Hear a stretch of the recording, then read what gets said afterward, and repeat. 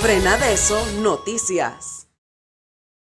Y seguimos en sus espacios de análisis, opinión y sobre la realidad nacional con el profesor William Hughes, destacado economista, catedrático universitario de la Universidad de Panamá y además dirigente del Frente Amplio por la Democracia y de los equipos técnicos de Frenadeso.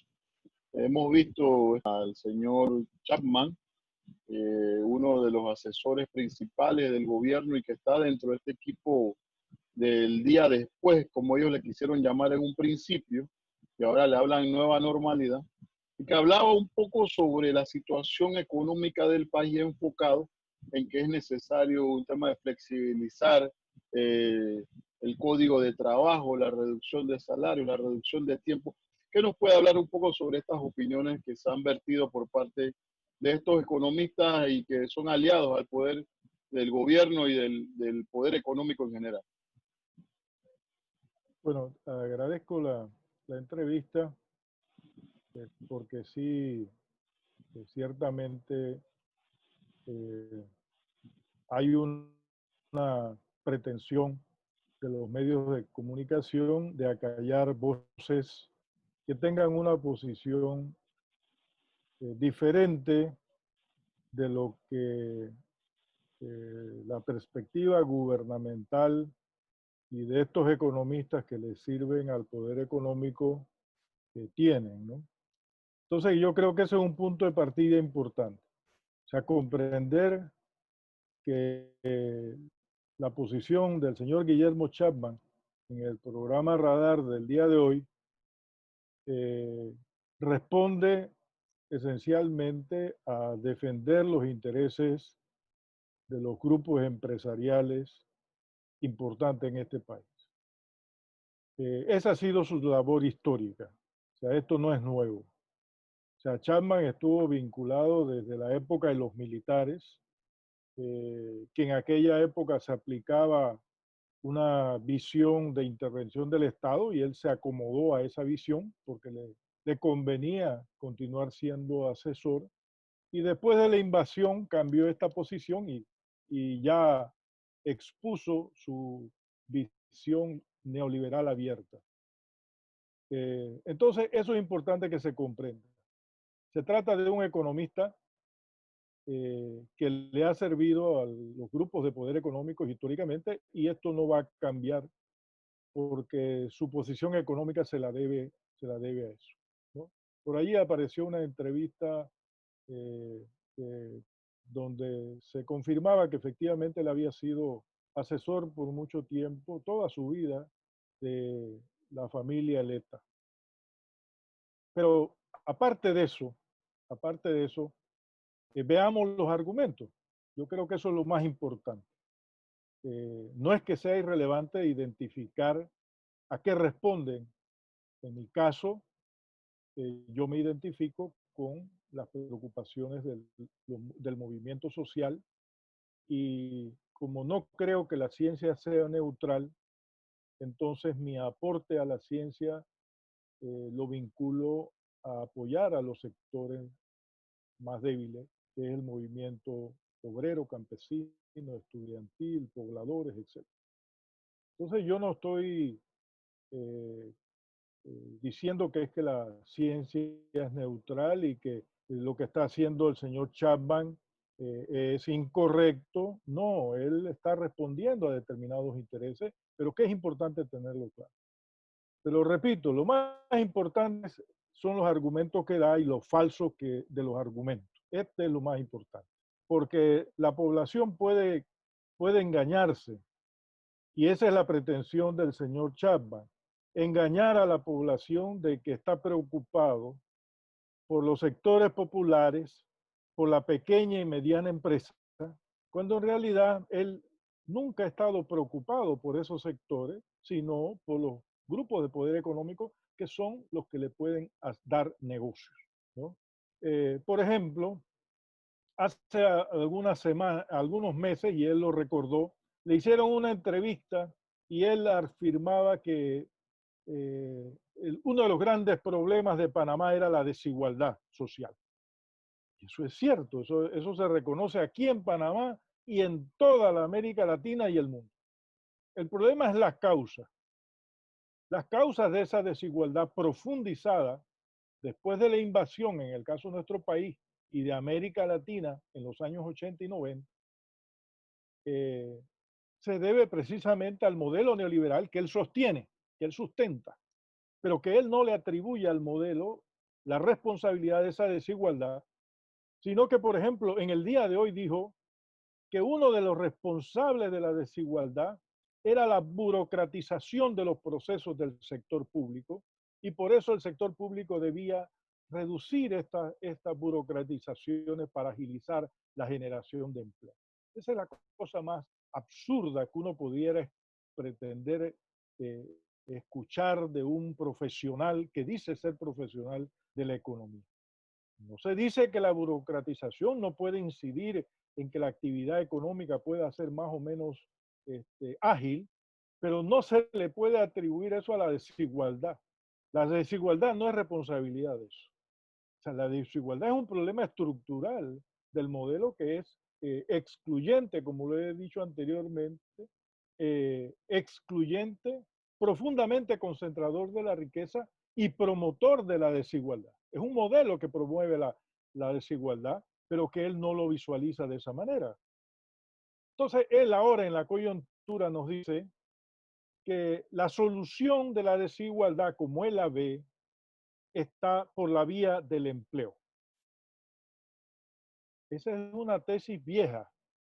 Es una tesis vieja de estos sectores que quieren encubrir la desigualdad diciendo que quieren evitar que se dé la desigualdad. Por eso yo señalo que es importante dilucidar esto para que la población no se engañe con ese falso discurso que dice estar preocupado por la desigualdad, pero promueve la desigualdad, ¿verdad? Y esta tesis de que la desigualdad se reduce por la vía del empleo es precisamente esa tesis para ocultar que el modelo genera desigualdad y que con su propuesta está promoviendo la desigualdad, pero públicamente dice que está preocupado por la desigualdad. Eso es una cuestión que es importante señalar. Por ejemplo, mire, él dice, pone el ejemplo de 1989, pero no le dio todo el seguimiento a lo que pudo haberse deducido de su planteamiento, porque no le interesaba. Eso lo voy a hacer yo aquí. Dijo, 1989, el Producto Interno Bruto cayó 13%, que dice él, una situación drástica, cosa que es verdad. Y dijo, el desempleo alcanzó el 17%, cosa que también es verdad. Y dijo, 1995 todavía el desempleo era 15%. Puede que no sea verdad, era 14%, pero cercano al 15%, así que le damos también la verdad en ese aspecto. Pero ¿qué no siguió haciendo? No lo comparó con el Producto Interno Bruto. Entonces ocurre que si yo comparo eso con el Producto Interno Bruto, voy a sacar conclusiones interesantes. Por ejemplo, los 3 primeros años de la década del 90, después de la invasión, la economía creció por encima del 8%. El año 95 tenía un bajo crecimiento, 2,5%, pero lo importante que él no dedujo de esto es que a pesar de que los primeros años la economía creció a alto ritmo de crecimiento, el desempleo no se solucionó. Todavía en el 95 seguía al 15%, dijo él. Entonces la pregunta es ¿por qué la economía crece y el desempleo no baja tanto como sí subió cuando bajó la economía en 1989? 1989 la economía cayó en 13, él dice el desempleo subió a 17. ¿Y por qué? Si los primeros años del 90 la economía creció al 8, al 9, ¿por qué todavía en el 95 teníamos el 15%?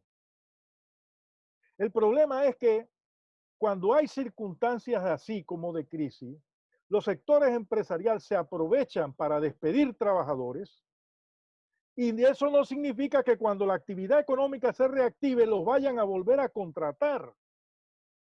Eso es lo que no nos dice el señor Chapman. Yo le puedo decir, mire, todavía en el año 2002, mire, Él habló del 95, yo le hablo del 2002. Todavía el desempleo estaba al 12%.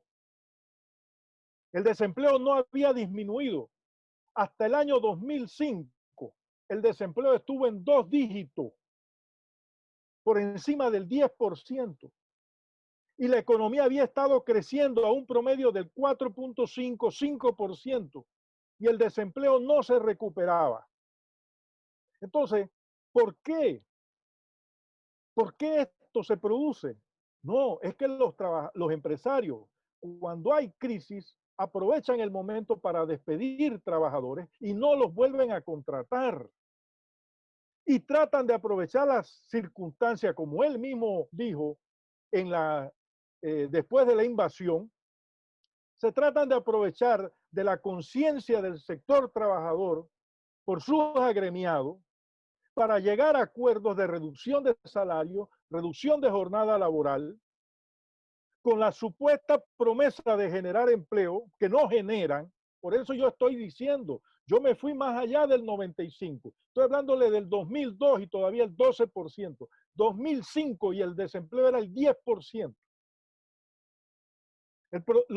La caída del 13% que se dio en el 89 y el desempleo que se degeneró no se logró recuperar, a pesar de que la economía continuó creciendo, porque los empresarios, el problema de los empresarios no es generar empleo, es generar ganancia.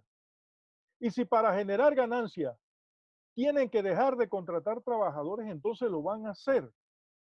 Entonces, no me diga él que la desigualdad, que está preocupado por la desigualdad, y él dice que la desigualdad se va a generar con el empleo, se va a enfrentar con el desempleo, se va a reducir a través del empleo. Pero ocurre que tenemos un modelo económico desde los años 90 que ha agudizado la desigualdad. La desigualdad no se genera en el 90. La desigualdad ya estaba con anterioridad. Lo que estoy diciendo es que se acelera esa desigualdad a partir de los años 90. Se generó empleo, pero no suficiente, y todavía estábamos a 2 dígitos en el año 2005. Y ahora esa vieja tesis que se ha demostrado que es un fracaso, porque no es verdad que eso va a generar, confrontar la desigualdad, porque la desigualdad es intrínseca al modelo económico. La concentración de la riqueza es generada por el mismo sistema económico y en este caso agudizada por un enfoque neoliberal de libre mercado que deja desprotegido a los consumidores y a los trabajadores. Entonces, ¿cuál es su propuesta? Miren esta contradicción. ¿Cuál es su propuesta para enfrentar la desigualdad? El empleo, pero además es un empleo con salarios bajos y con una jornada laboral reducida, porque eso es lo que él está proponiendo que los trabajadores deban aprobar ahora, como lo dijo que hicieron los trabajadores después de la invasión. Entonces, es un discurso falso. Estoy de acuerdo con la desigualdad, pero profundicemos la desigualdad con menores salarios para los trabajadores y con menores ingresos, porque voy a reducirle la jornada de trabajo a los que están empleados. Y les vendo la tesis de que la desigualdad se enfrenta con generación de empleo, cuando la historia me dice que la economía puede continuar creciendo y aún así el desempleo no se enfrenta y la desigualdad se profundiza, porque la desigualdad, como la genera el propio sistema económico, agudizada por este enfoque neoliberal del libre mercado, entonces tiene que ser atacada por esa vía.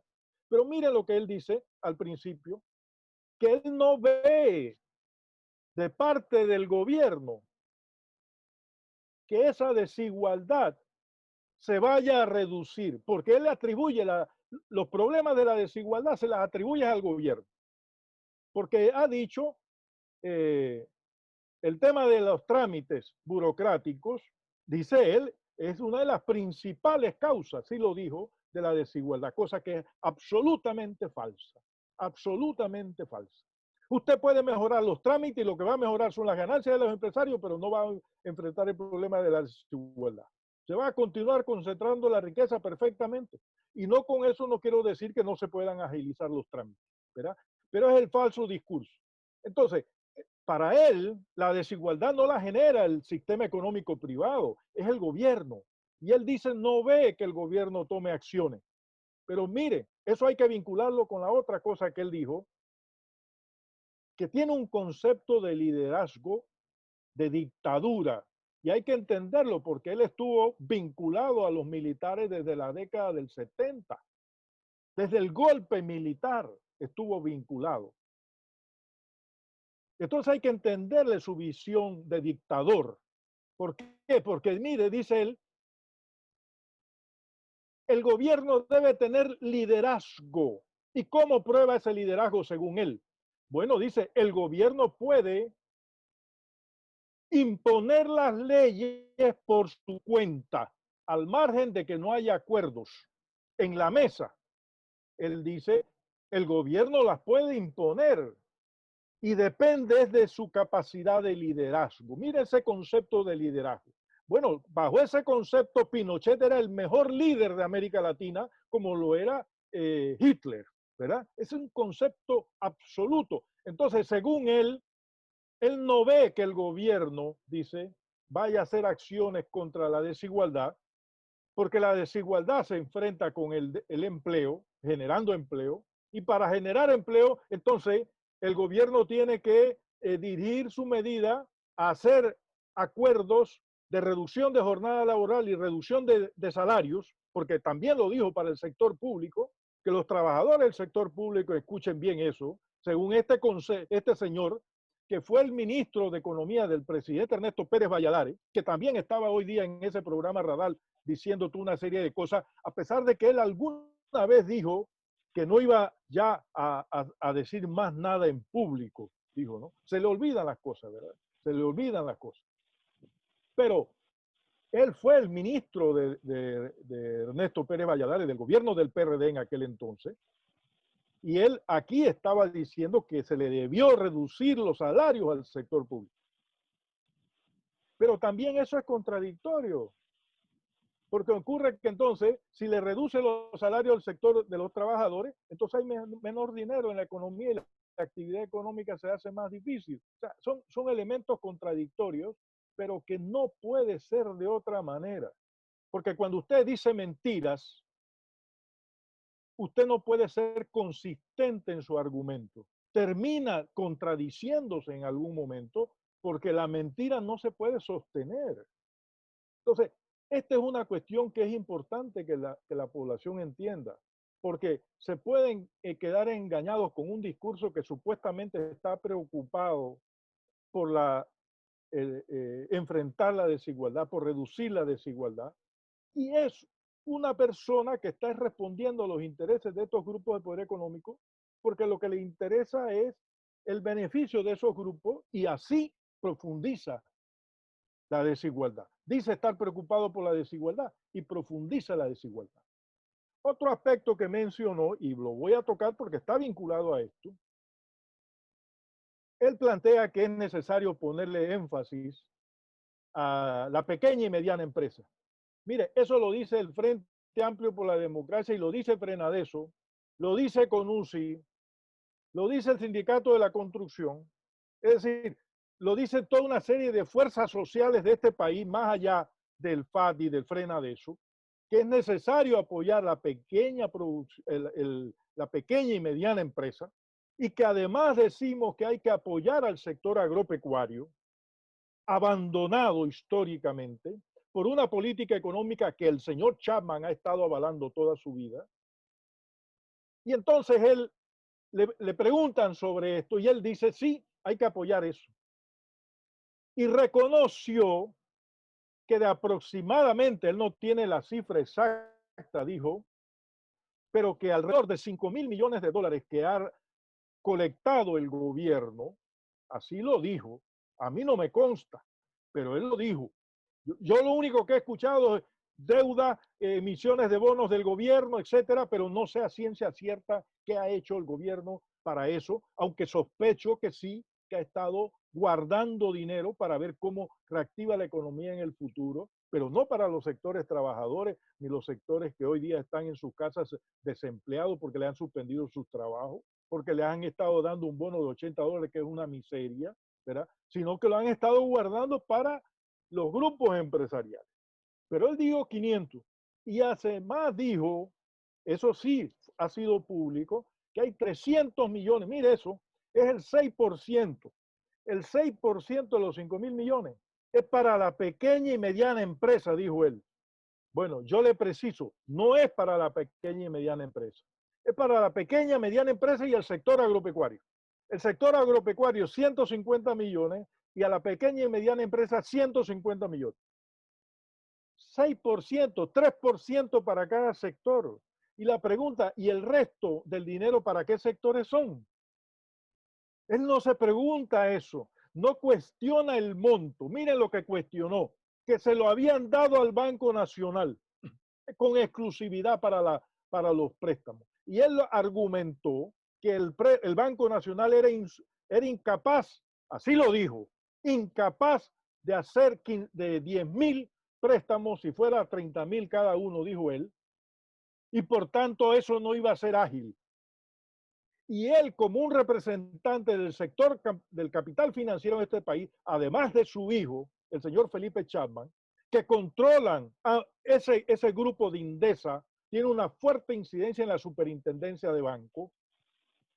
Entonces él dice que la solución está en que se le entreguen a los bancos ese dinero para que sea ágil la agilización de préstamos. Ahí se evidencia que está interesado es en defender a este grupo de poder económico, a lo que él le representa, a lo que él asesora, de los cuales él extrae sus beneficios. No está preocupado por la pequeña y mediana empresa, ni por los trabajadores, ni por la desigualdad, no. Si hubiera estado preocupado por la pequeña y mediana empresa, hubiera dicho, ese es un monto insignificante para las necesidades que tiene el sector de la pequeña y mediana empresa y el sector agropecuario. Él debió haber dicho, tenemos que darle más recursos al sector agropecuario, a la pequeña y mediana empresa. Eso fue lo que debió decir, ¿verdad? Pero no lo dijo, no se preocupó de eso. Se preocupó es que se lo dieron todo al Banco Nacional, dice, y el Banco Nacional no tiene capacidad de hacer esos préstamos con agilidad y no va a llegar a tiempo y por tanto su propuesta es que se lo entreguen al sector bancario, a ese sector que él representa, el Banco General. Él es un sector, al igual que su hijo, que ha estado históricamente vinculado al Banco General de este país. Entonces, son cuestiones que yo quería mencionar, esos tres aspectos, el tema de la desigualdad y su falso discurso con respecto al empleo, su falso discurso de estar supuestamente preocupado por la desigualdad cuando sus propuestas producen desigualdad, su concepto de liderazgo, que es de dictadura, ese concepto de liderazgo es dictatorial. Es decir, lo que él está diciéndole al presidente Nito Cortizo, y es peligroso viniendo de él, que su firma está en el equipo de asesores del gobierno precisamente para esta situación de la reactivación económica. Y él lo que está proponiéndole al señor Nito Cortizo es, no te preocupes si no hay acuerdo en la mesa económico-laboral, no te preocupes por eso, tú haz lo que tienes que hacer. Lo mismo que decía Pinochet en Chile. En Chile, Pinochet decía, no se preocupen, yo sé lo que es correcto para la población. Ustedes están equivocados. Y como ustedes están equivocados, entonces yo se los voy a imponer. Ese es el concepto del dictador. Y eso es lo que está diciendo el señor Guillermo Chapman, que Nito Cortizo debe imponer la reducción de la jornada laboral, la reducción de los salarios. Si la mesa de concertación no deciden los trabajadores ellos mismos decapitarse, entonces que el gobierno, desde el ejecutivo, los decapite. Y por último, este tema de la supuesta preocupación de la pequeña y mediana empresa, que evidencio que es falso y lo que quiere es beneficiar al sector del capital financiero, porque no cuestionó montos, cuestionó el que se le hubiese dado al Banco Nacional. Entonces, esta era una cuestión, le agradezco esta entrevista porque lo que me interesa sobre todo es transmitirle a la población ese falso discurso. Nosotros vamos a encontrar una cantidad de economistas. Si usted escucha, por ejemplo, a Roberto Brenes es más cromañón, más arcaico, ¿verdad? Y él dice las cosas con toda crudeza. Este señor Chapman le dice lo mismo y hasta cosas peores que Roberto Brenes, pero se lo dice supuestamente diciéndole que es un bienestar para usted, que está preocupado por el bienestar de la población. Y eso es lo que hay que ponerle atención, porque realmente es lamentable. La verdad es que es una pena ajena, ¿no? Nosotros tener economistas que realmente no les preocupa para nada, sino ver cómo justifican medidas para beneficiar al gran capital. Importantes aportes y una necesaria opinión y urgente opinión de un catedrático universitario que tiene la moral para plantear esto. Se le queremos agradecer, profesor William, y vamos a mantener esta comunicación porque es importante que la gente no solo se quede con ese planteamiento único que nos quieren imponer, esa forma mediática que nos están dando ahora, y que tenemos para eso estas ideas, y se le agradece, profesor. Frenadeso Noticias.